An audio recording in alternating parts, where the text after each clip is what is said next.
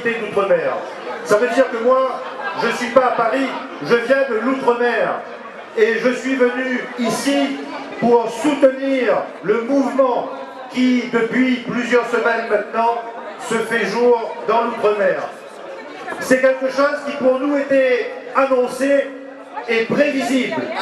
Annoncé et prévisible parce que ce n'est pas la crise d'aujourd'hui qui cause problème.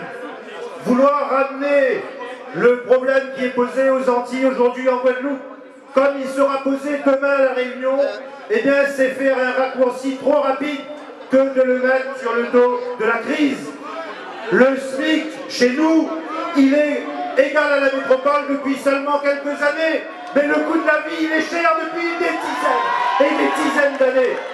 Eh bien, uniquement pour cela, je pense que nos revendications, celles qui sont portées par les collectifs, qui sont en Guadeloupe, en Martinique, en Guyane, à La Réunion, et depuis hier, il y a un collectif qui s'est créé à Mayotte, eh bien ces revendications sont légitimes.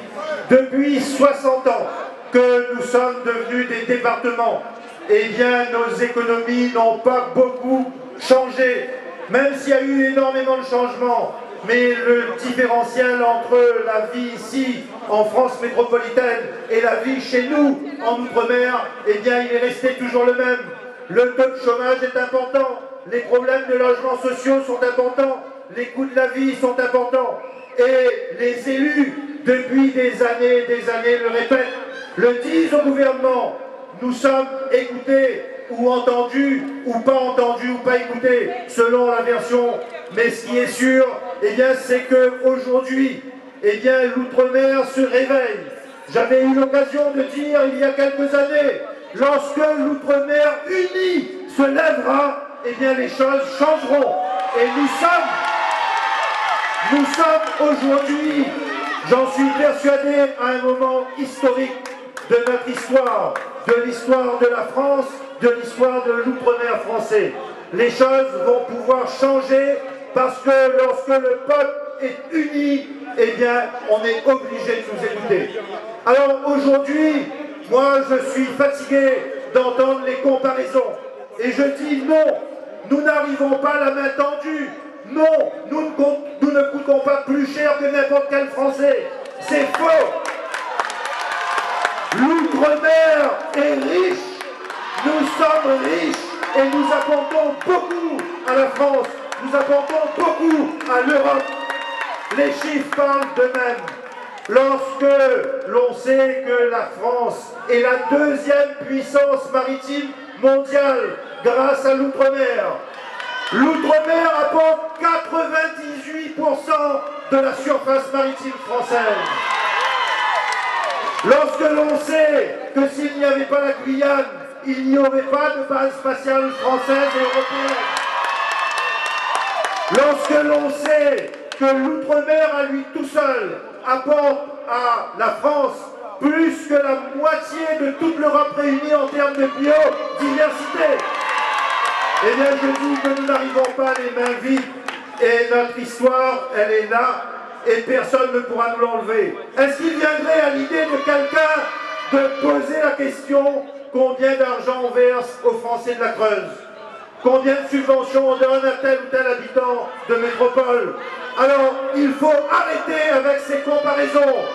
Nous avons des droits, nous avons des devoirs aussi, et la seule chose que l'on demande, ce n'est pas de l'amour, c'est du respect.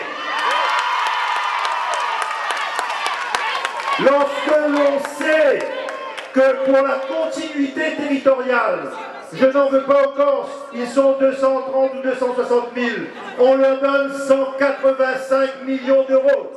En Outre-mer, nous sommes un peu plus de 2 millions, on nous donne 32 millions d'euros. Vous voyez la différence? Eh bien, ce que je suis venu dire, et j'aimerais que les médias le répètent, en Outre-mer, la vie n'est pas facile. En Outre-mer, on ne vit pas sur la plage et sous les cocotiers.